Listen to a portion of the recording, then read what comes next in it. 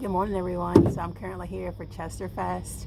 And so I haven't done one of these vlogs in a while where I'm actually showing you me setting up and all of that. So I'm going to do that now. I just got here. It's at about 6:14 in the morning. The event does not start until 10, but because it's over 200 vendors, they gave us each times to be here, and mine was 6:45. So I'm happy that I'm early. And so thankfully I'm able to park not too far from where my spot is. So I'm getting ready to take the tent out, set that up. I'm just going to get ready to set up really, and y'all can just come along in fast motion and watch me.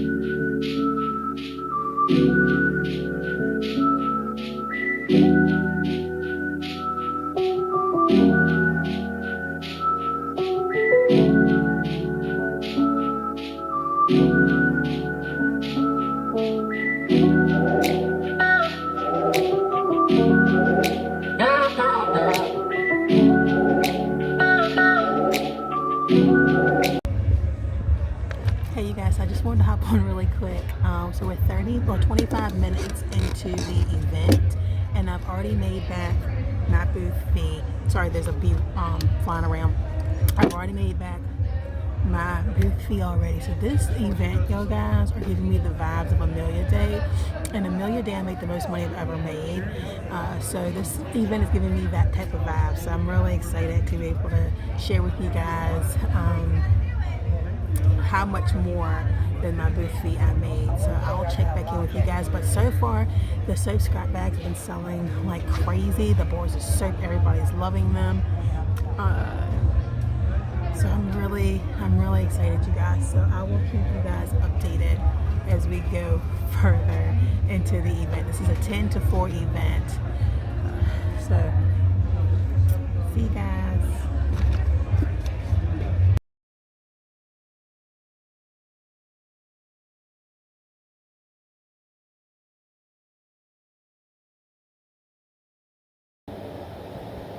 Hey everyone, so I decided to give a different view of the closing out of the event that I did this past weekend. It's currently Tuesday, so Tuesday after my Saturday event, and I'm currently in my like calming corner that I have in my office. But anyway, I wanted to let y'all know how the event went.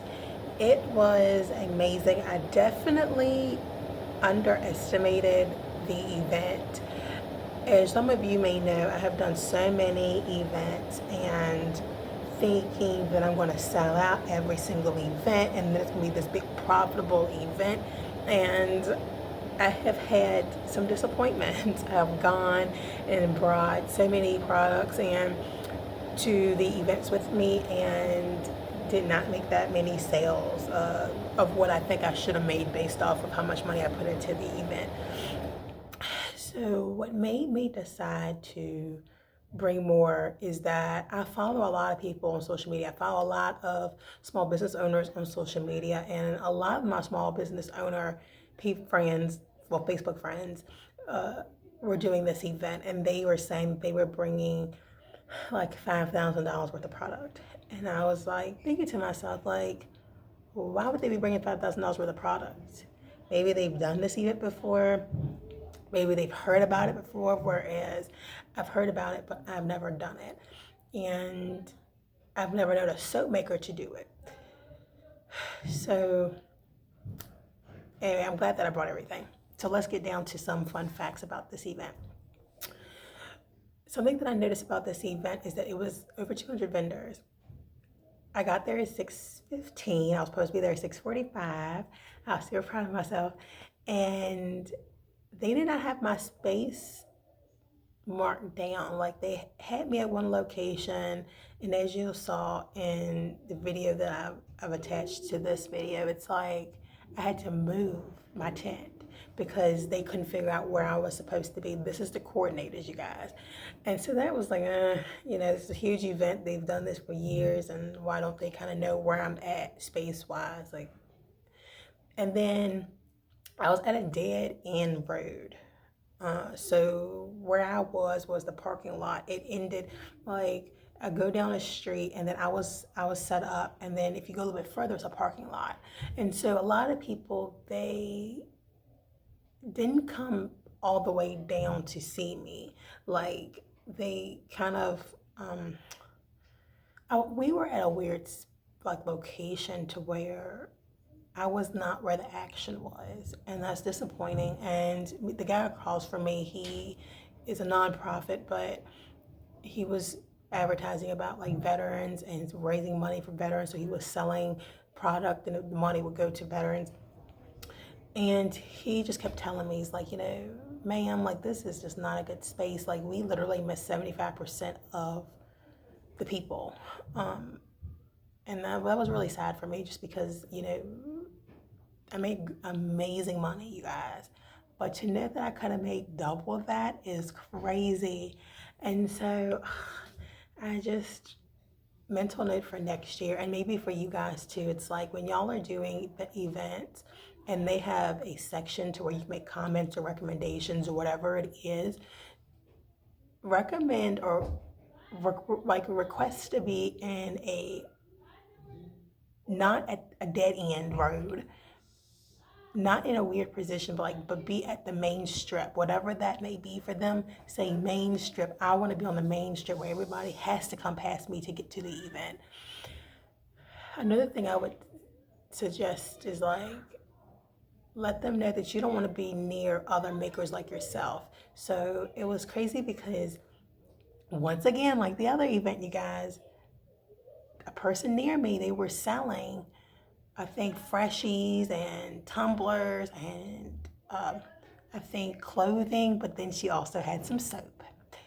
And so that was just like people double dipping. It's like when you do an event, they ask you to describe what you do. And if you, like for me, I say soap, because that's basically all I do is soap. Yes, I do lotions, but skincare, soap, whatever, that covers me.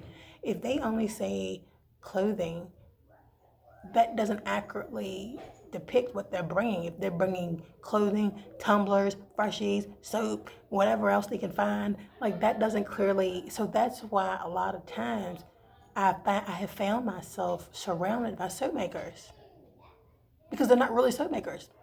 They do soap, but they mainly do clothing, and they mainly do tumblers, but they have a little bit of soap over here. And so it was just not well spread out. For 200 vendors, I spotted at least 1, 2, 3, 4, at least 5 soap makers around me. And that's just unfortunate. And then unfortunately, they had 2 candle makers beside each other. They had 2 bath bomb peoples right beside each other. It's overwhelming when you have that many of the same type of vendors. But because it's 200 vendors, and that's including food vendors and stuff, maybe it balanced out. But for me, being a soap maker, I was easily able to spot out. And they did not spread us out well enough either, soap makers. One person that was beside me, they only gave him like less than a 10 by 10 or 10 by 8. And they had to move him somewhere differently because they didn't have enough space.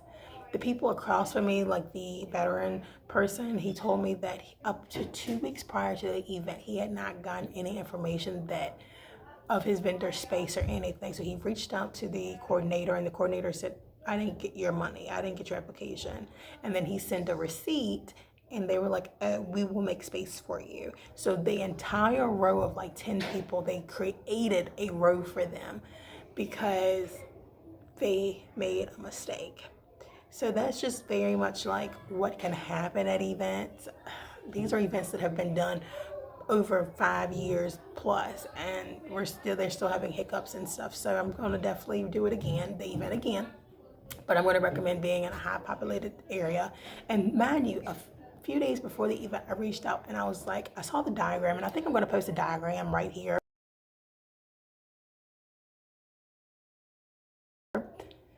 Okay, so if y'all saw the diagram, you saw where I was at. And I asked them, I said, I'm back here in the corner somewhere. Is that going to be like, are people going to be coming that way? And they said, oh yeah, people are going to be everywhere. Only if they knew.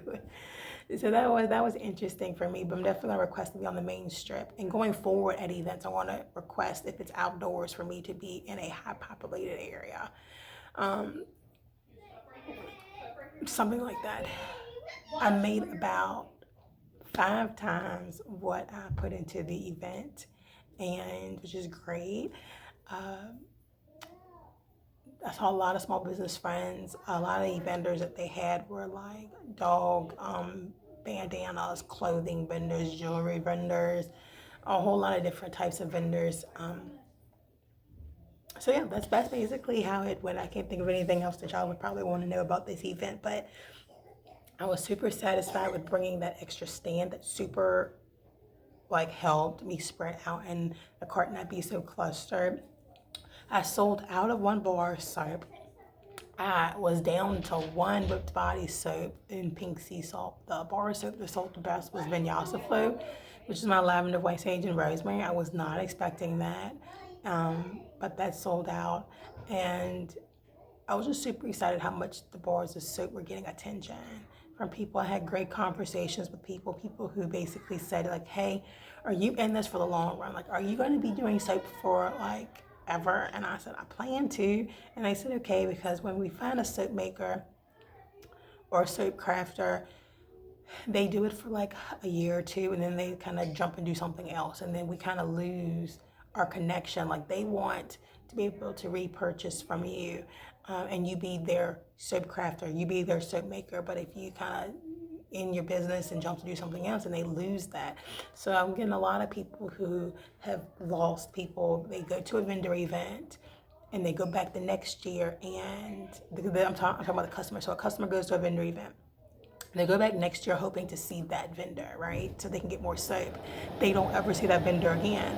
And they don't like that. And so they always ask, like, are you going to do this event again next year? Where are you going to be at? Where will we be able to find you? And so I'm really happy that on my website I have a where to find us tab, and I list all of my events for the entire year. And so my customers are able to track me down and see if I'm coming back to a county near them, because I only do Virginia, so they'll be able to see, even if I'm not in Chester again, which I will be, but if I'm not, I'm in Chesterfield, I'm in Midlothian, I'm in Woodlake, I'm in Richmond, I'm wherever I am, so they'll be able to track me down. So that was super exciting, and people were very much like, yes, like, you should do this full time. I encourage you to do this full time, and I'm super excited about that as I am making moves behind the scenes. As I've been told y'all, I did a whole video on how I'm preparing to exit W-2 9-to-5 world and enter small business ownership world, and the things I'm doing behind the scenes financially, spiritually, emotionally,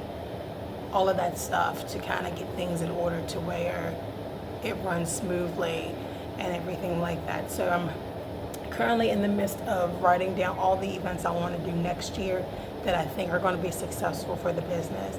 And I'm up to about 25 events and 3 to 4 markets that I'll be doing every single week.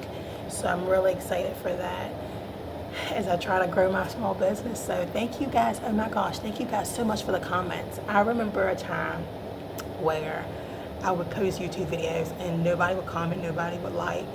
And recently I've started seeing a whole lot more comments, a whole lot more engagements. And I was told that, like, you probably won't see much engagement, early on, but still be consistent. Like, that's the idea, is consistency. And so I've just been uploading videos like every week. At first every 2 weeks, now every week. And to be truthful with you guys, I never really, because it would automatically published because I do these videos so far in advance.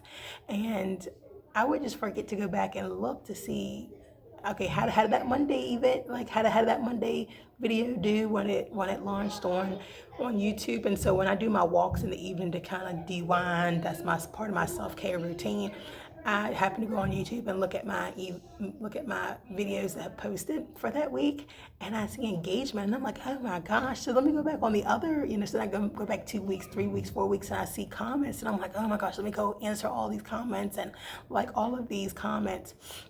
And so I'm super excited that y'all have been liking these videos and enjoying the soap cart and enjoying the content that I am producing for you guys, because I enjoy doing this. And when I move into small business ownership or small business full-time, I'm going to continue doing YouTube videos, and there'll probably be more YouTube videos because there'll be more stuff to post about.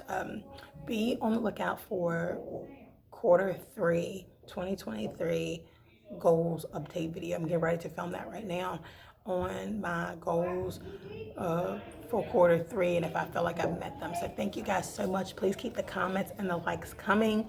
Let me know your thoughts on these videos. If you've taken anything away that has been useful for you, any encouragement is appreciated. So thank you guys, and